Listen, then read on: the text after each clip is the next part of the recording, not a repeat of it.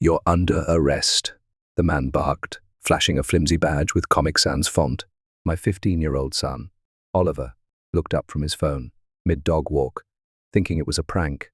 By the time he realized it wasn't, he was in the back of a dented grey SUV with no license plates, kidnapped by fake cops working for the HOA, and I, the real police commissioner, was about to turn their little neighborhood patrol into a national scandal. It started like any normal Saturday morning. I was sipping coffee on the back porch, watching my son, Oliver, stroll down the community trail with our golden retriever, Buddy, the same trail he used every day since we moved into the neighborhood 5 years ago. It was a quiet area, upscale, boring, predictable, or so I thought. The HOA had always been a bit overbearing, nitpicking about lawn heights and mailbox colors, but I never imagined they'd go full-blown rogue law enforcement. My wife called out from the kitchen about breakfast, and I went in to help flip pancakes. About 10 minutes later, I heard the dog barking frantically. I looked out the window and saw Buddy sprinting back toward the house. Alone, no leash, no Oliver. I knew something was wrong.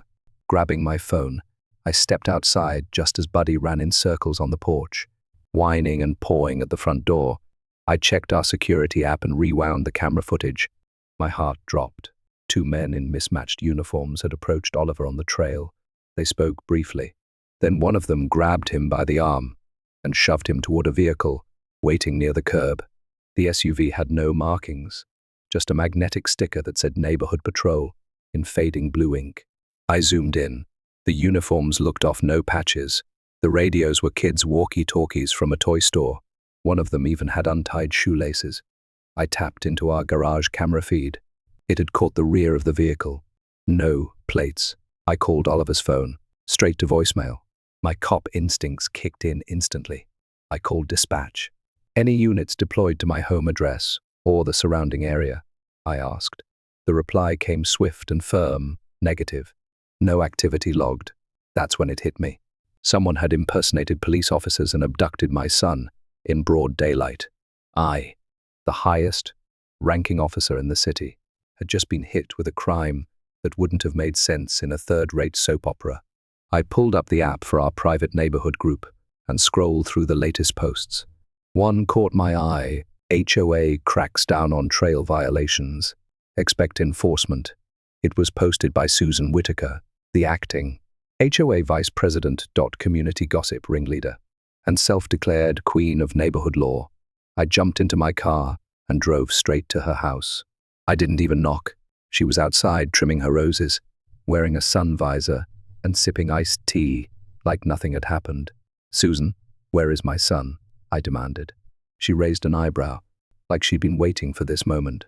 "Oh, your boy violated Trail Code 87 CDOGs. Without HOA-issued leash tags are prohibited. Our new enforcement officers took him in for questioning." "Questioning," I repeated, stepping closer. "Under what jurisdiction?" She smiled. "Community jurisdiction. You really should attend our charter meetings more often." I clenched my jaw and kept my hands at my side. "You just authorized the detainment of a minor using fake cops and a fake vehicle. That's a felony." "Oh, please." She waved me off. "They're trained. Officer Ted used to be security at a mall." I stared at her. "Do you understand who I am?" She laughed and turned her back. "Some HOA members think they're untouchable. Let's see if your badge matters here." I walked back to my car, calling one of my top internal affairs officers on the way. "Keep this off the books for now," I said. "But I want a silent perimeter. Undercover. Find my son. Do not engage the HOA yet. I want this done right." By the time I got home, the team was already working. We traced the neighborhood cameras. One smart officer even checked GPS data from Oliver's smartwatch, which was still active. The signal led us not to a police station, but to a house listed on Airbnb 2 blocks away, currently under maintenance. According to the listing, the closer we looked, the more insane it became. That property was booked by a name matching one of the HOA board members' cousins. It had been used before for what looked like HOA interventions against residents with overdue fines, trash can violations, and, bond in one case, planting non-regulation tulips. By mid-afternoon, we had visuals on the house curtains drawn, garage door half shut, 2 individuals on the porch. both wearing those same pathetic uniforms. They didn't look like law enforcers. They looked like mall Santas on summer break. I coordinated with my team to maintain visual distance, while I made a quiet entrance through the side fence. One of my officers had circled around and peeked through the back window.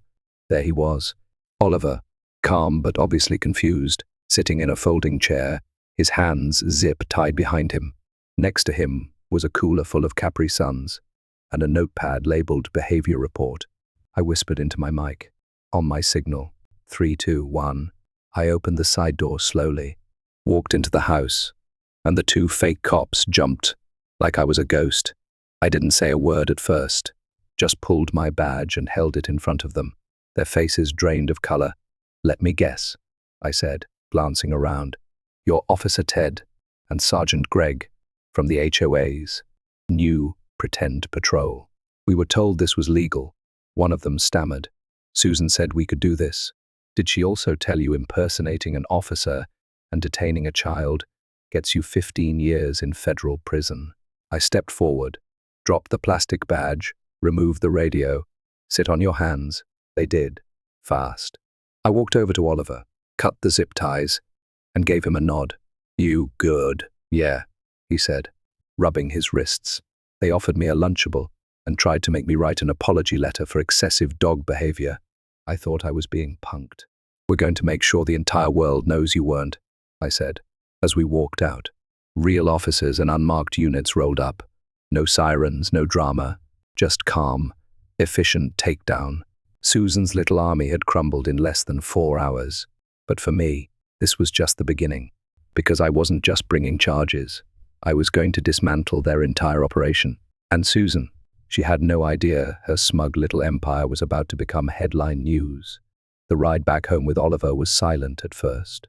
Not because we didn't have anything to say, but because the sheer absurdity of what had just happened hadn't fully settled in. My son Zip, tied in a stranger's rental property by 2 HOA-sponsored wannabe cops, was now calmly sipping a Capri Sun in the passenger seat, like it was just another Saturday. Every few seconds, he'd glance at me with that look only a teenager could master, a mix of disbelief and amusement. I, on the other hand, was trying to stop myself from going full nuclear. Not for Oliver's sake, he was safe now, but because this neighborhood had no idea just how deep they'd gone into illegal territory, and I was going to unravel every inch of it, one smug Susan at a time. Back at the house, my wife hugged Oliver so tightly he nearly dropped his juice pouch. The security footage, saved in 4 different locations by now, had already been reviewed by 2 senior officers I trusted beyond words. We had faces, timestamps, vehicle make and model, entry and exit footage, and even the moment one of the fake officers tripped on the front steps and accidentally flashed his fake license to detain. If it weren't so serious, it would have been a comedy sketch. After Oliver went upstairs to decompress with some video games, I called in my internal team.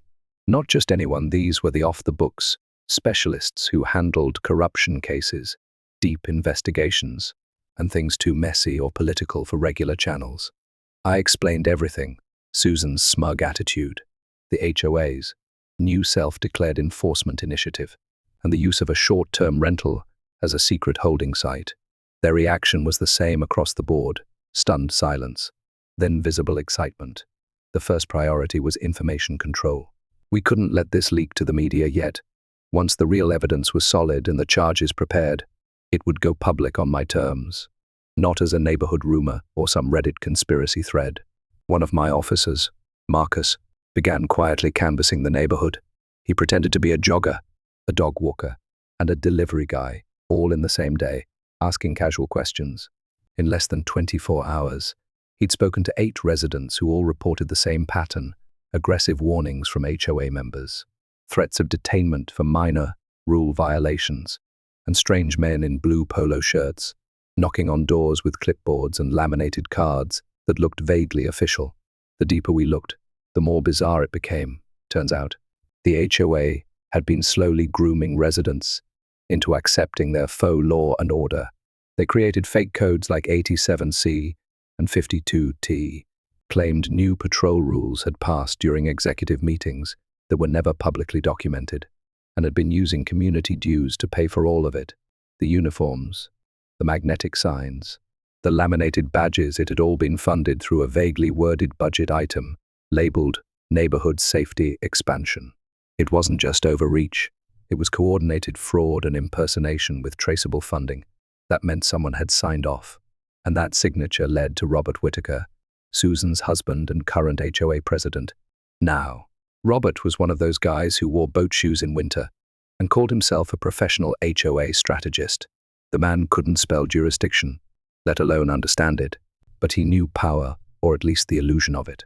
My team obtained one of the HOA's internal meeting recordings, thanks to a smart resident named Linda, who had grown suspicious months ago and planted a recorder in her purse.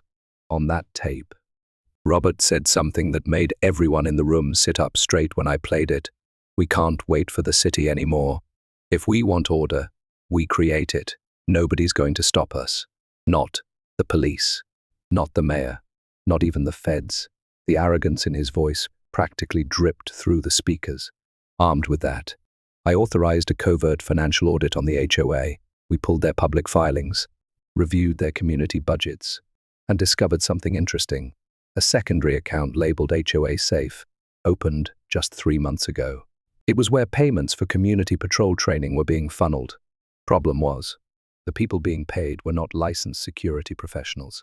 They were the HOA president's nephew, 2 of his unemployed friends, and someone listed only as Consultant Mike, who we discovered was an ex-mall cop with multiple citations for misconduct. That's when we went to Susan again, this time with a plan. One of my undercover officers, Lisa, posed as a potential buyer looking to invest in the neighborhood. She called Susan under the pretense of wanting to learn about the community's safety initiatives. Susan couldn't help herself. She invited Lisa to a small gathering in her backyard the next day, promising a presentation about the HOA's enforcement strategy. What Susan didn't know was that Lisa was wired. The backyard had hidden cameras set up, and every word would be reviewed in real time by my team. At the gathering, Susan gave a full speech. She bragged about the patrol initiative, praised the officers for keeping the neighborhood civilized, and even handed out brochures that read, "Neighborhood Order First." In her most ironic quote of the night, she said, "Some people think we're going too far, but they don't realize we're ahead of the curve. We're the future of community enforcement." That statement sealed it. We had motive, operation, funding, recorded planning, and now self-incrimination. But the cherry on top came when Susan led Lisa on a house tour and opened a locked closet in her garage to show off their command station. Inside, 2 walkie-talkies, 3 fake badges, a whiteboard full of names, addresses, and HOA violator levels, and a printed map with red pins marking problem homes. One of them was mine, another a 70-year-old woman who once painted her fence lavender instead of beige. I was done watching from the sidelines. The next morning, I called the district attorney and laid out the full case. She couldn't believe it. "You're telling me the HOA built a fake police force and detained your son to make an example?" I nodded. "And now, I'm making them mine." We prepared formal charges against Robert Whitaker, Susan, the fake officers, and 3 other board members: impersonation of law enforcement, unlawful detainment, fraudulent financial activity, misuse of community funds, conspiracy to commit false imprisonment. It was going to be a legal storm. Before the papers were filed, I met Susan one last time. She was at the park, organizing a group yoga class on freshly chalked, HOA-approved mats. I walked up, nodded politely, and handed her a manila envelope. "What's this?" she asked. "Your reality check," I said. She opened it. Her face turned grey as she flipped through the preliminary charges. I didn't wait for her to speak. I turned and walked away, adding just one final note over my shoulder. "Oh, and Susan, your little enforcement team. They'll be explaining things to a real judge soon. Don't worry. We've got plenty of room for all of you." And with that, the clock started ticking on the HOA's downfall. The silence at the Whitaker residence the morning after Susan received the envelope was louder than any siren.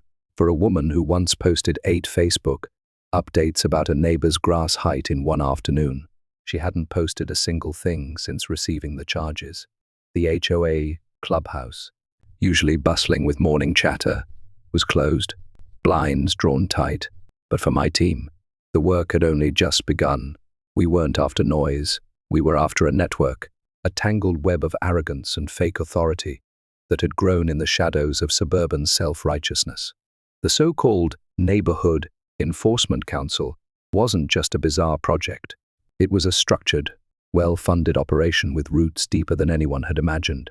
Linda, the resident with the recording, had more than one bombshell to share.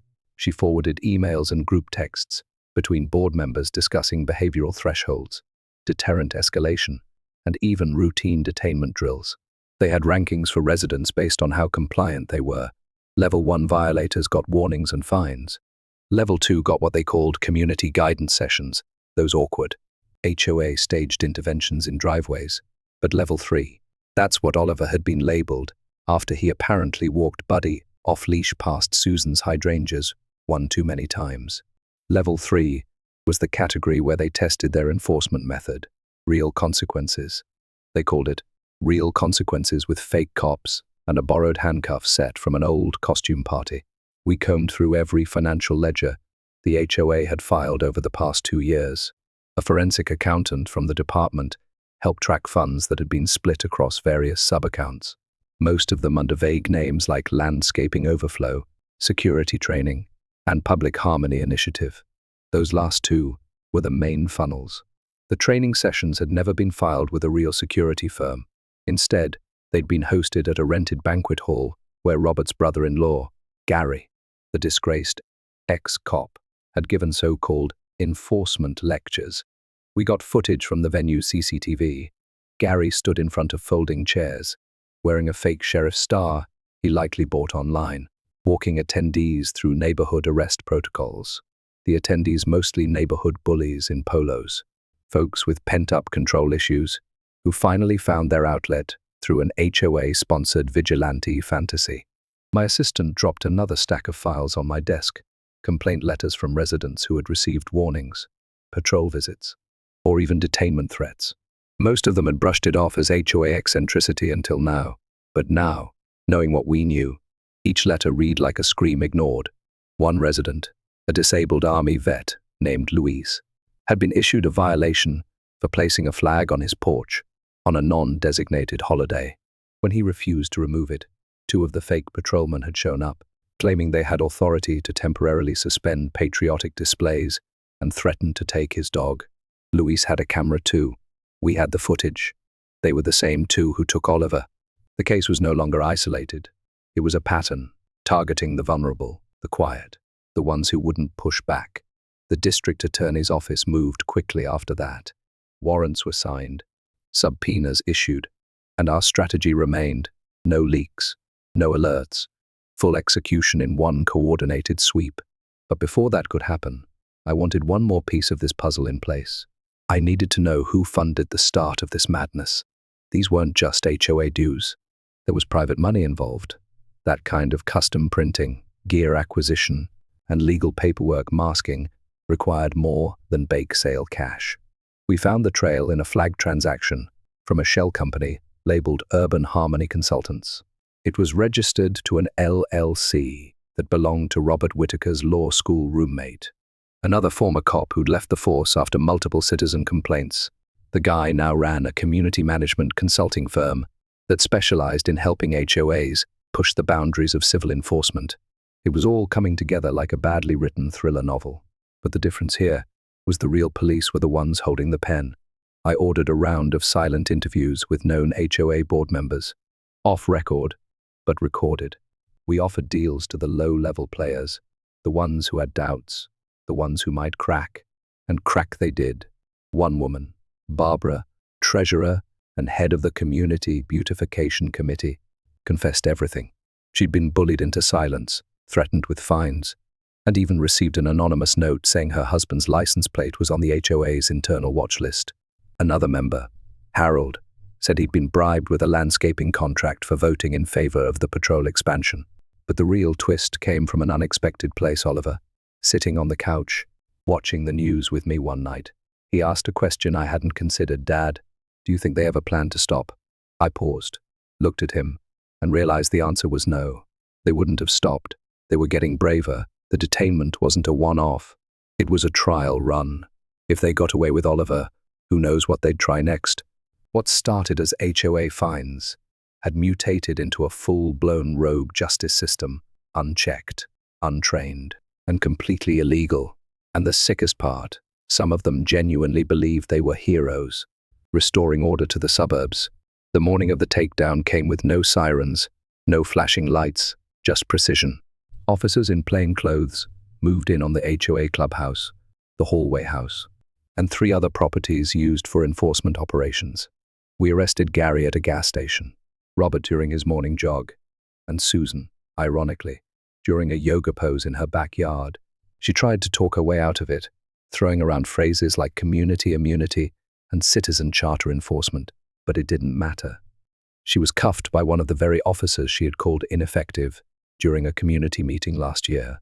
Back at the precinct, the booking process was clean and fast. Fingerprints, mugshots, evidence cataloging. I looked through the 2-way glass at Robert and Susan sitting in separate rooms. Robert tapped his fingers nervously, occasionally glancing at the camera. Susan stared straight ahead, jaw clenched, as if daring someone to question her authority again. They weren't running anything anymore. They weren't special, empowered, or protected. They were suspects. And soon they'd be defendants. I released a short statement to the press that afternoon, carefully worded. Nothing too sensational, just enough to confirm that law enforcement had intervened in an active investigation involving impersonation, detainment, and financial misconduct by a local HOA. No names, no gory details. Just enough to let them know the situation was under control. But I knew it wouldn't stay quiet for long. And that was fine. Let the storm come. I had the truth, the law, and the full force of my badge. And if anyone thought this was the end of the story, they had no idea what was coming next. Because I wasn't just cleaning up their mess, I was about to turn it into a warning for every overreaching HOA in the country. News spreads faster when people think they're the ones breaking it. That's exactly what happened the morning after the arrests. A local blogger posted a blurry photo of Susan being led to a squad car, mid-downward dog, her yoga mat still under one arm, hair frazzled, and eyes wide. The headline was simple but effective. HOA Queen Susan cuffed. Turns out her cops were cosplayers. By noon, it had over 100,000 shares. By the end of the day, national outlets were calling. Reporters camped out near the gates of our community, asking residents for statements, waving microphones at anyone who walked by with a leash or a clipboard. Susan had always dreamed of being famous. She just didn't know it would be with a booking number. Inside the department, things were less theatrical but far more critical. The DA's office had moved swiftly. Formal charges had been filed against 7 individuals: Robert Whittaker, Susan, Gary the trainer, the 2 main fake officers, and 2 HOA board members who had orchestrated the funding shell account. Each of them was facing a unique cocktail of charges, from impersonating law enforcement to unlawful detainment, criminal conspiracy, and misuse of public funds. One board member even had a pending charge for wire fraud after he tried to transfer remaining HOA funds into an offshore account 3 hours after the first arrest. Luckily, the bank froze the transaction when the routing details were flagged by an alert we had put in place weeks prior. And while the legal machinery spun into action, the neighborhood itself began to turn against the very system it had once tolerated. A community town hall was called not by the HOA this time, but by the residents themselves. It was held in the local high school auditorium, and by the time I walked in, every seat was taken. The room buzzed with anger, disbelief, and, in some cases, laughter. Laughter at the absurdity of what the HOA had become. Laughter at the brochure someone passed around that read, "Neighborhood Justice Unit, apply today," with a photo of Susan pointing, like she was auditioning for a low-budget action film. The microphone passed from one person to another. A man named Doug, who had lived in the neighborhood for 20 years, took the stage and held up a notice he'd received 6 months ago for hanging wind chimes that weren't HOA approved.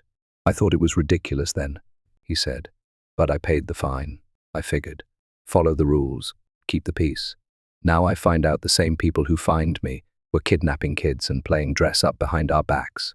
Then came Melanie, a mother of 3, Her voice cracked as she talked about the fear her daughter had felt when 2 patrolmen knocked on their door last month, asking about noise levels during a birthday party. She'd assumed they were real, official. Her husband had argued with them, and she now realized that could have ended very differently. The weight of what could have happened hung in the air, but it wasn't just anger. People wanted change. They demanded it. A vote was initiated to formally dissolve the HOA. Bylaws were read aloud. A motion was made. A second followed. And then the vote, unanimous. The HOA was finished, effective immediately. The governing board was stripped of authority, pending a court-managed financial audit and resident-led restructuring. The clubhouse was closed, locks changed by the local council under emergency order. Susan's little empire had crumbled, not with a bang, but with a room full of neighbors finally saying, enough. Back at home, Oliver and I watched the recap on the evening news. He still had that calm, amused look about him, but I could tell the ordeal had changed him. Not in a bad way, though. He was more alert, more thoughtful. He asked questions now, not just about safety, but about power, about how systems fail when good people look the other way. It was the kind of awareness you couldn't teach in a classroom, the kind that sticks with someone for life. That night, my phone rang. It was a senior producer from a national news network. They wanted an exclusive interview, not just about the arrests, but about the broader implications. HOAs across the country had been watching. Some were doubling down on their policies, others were panicking. The producer asked me what message I wanted to send. I paused before replying. Tell them this isn't just a local issue. Tell them any system built on intimidation and unchecked authority will collapse the second someone holds up a mirror. By the end of the week, the viral video of Oliver's detainment had racked up over 5 million views. The footage from our doorbell cam showing the ridiculous uniforms, the unmarked SUV, and Susan's smug approval nod had become a meme. People added sound effects, slow motion replays, and text overlays.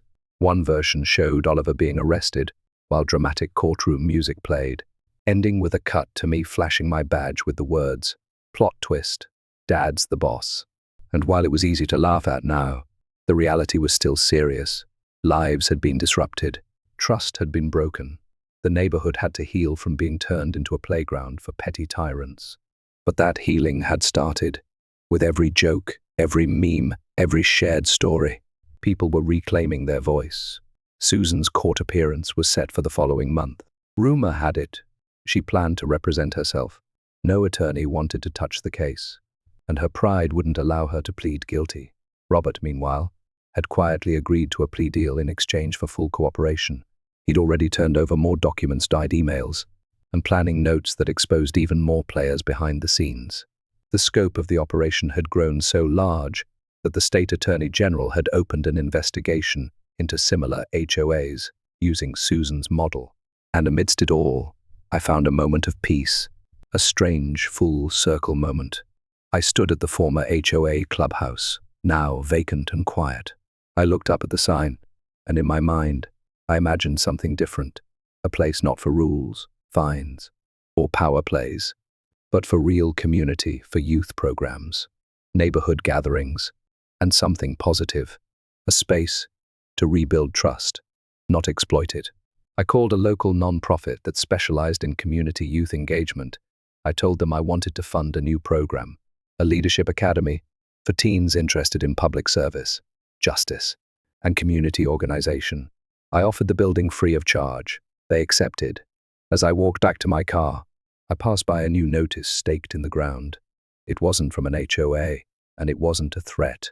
It read, "Coming soon, the Commissioner's Center for Youth Justice, powered by accountability, not authority." I smiled. Let them come see it. Let every HOA that ever considered stepping out of line walk past this place and remember what happens when you try to play cop in a city where the real ones still stand for something. The courtroom was packed to the walls, with people standing in the aisles and peeking through the glass just to catch a glimpse of the spectacle. It wasn't every day that a suburban HOA scandal turned into a state-level legal disaster, and the community wasn't going to miss the final act. Susan sat at the defense table, stubbornly upright, her lips pressed into a paper-thin line. She wore a stiff beige blazer and an expression that somehow managed to look both defiant and confused. She had refused legal counsel, insisted on representing herself, and was now attempting to navigate a courtroom like it was a neighborhood board meeting where everyone was forced to listen to her. But this time, the judge didn't roll over. He didn't defer to her interruptions or let her ramble through irrelevant rants about civil codes or neighborhood sovereignty. He shut her down with gavel strikes that echoed like thunder. Her attempt to cross-examine a real police officer with a printed-out copy of an HOA, a handbook, ended in disaster. The courtroom chuckled, not out of cruelty, but disbelief. She truly thought this was her stage, her community theater moment, but instead, she was fumbling in a production way above her role. Robert Whitaker, in contrast, sat quietly behind the prosecution table. His plea deal required full cooperation, and the documents he'd turned over had painted a detailed portrait of just how far things had gone. Under his leadership, the HOA board had started with strict enforcement, then built a network of surveillance, intimidation, and ultimately illegal detainment. He admitted to creating the so-called community enforcement doctrine and to approving the purchase of fake uniforms, laminated IDs, and even the unlicensed radios used by the impersonators. His testimony was clear, remorseful, and damning. He didn't try to spin it. He didn't claim ignorance. He confessed to arrogance. But he did say one thing that stuck with me. We thought we were keeping order, but what we really did was create chaos and call it control.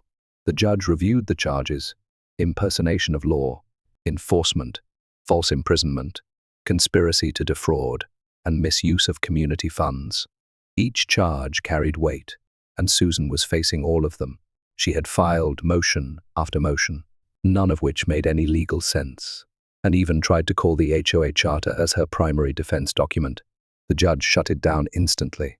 "This isn't a community picnic," he told her. "This is a court of law. You don't get to redefine reality just because you have a clipboard." The sentencing wasn't theatrical. It was quiet, firm, and thorough. Susan was given 18 months in county jail, with 5 years probation and a lifelong ban from serving on any governance board. The two fake officers were sentenced to 2 years each, though they pleaded guilty and expressed deep regret, admitting they had been promised job security and told everything was legal.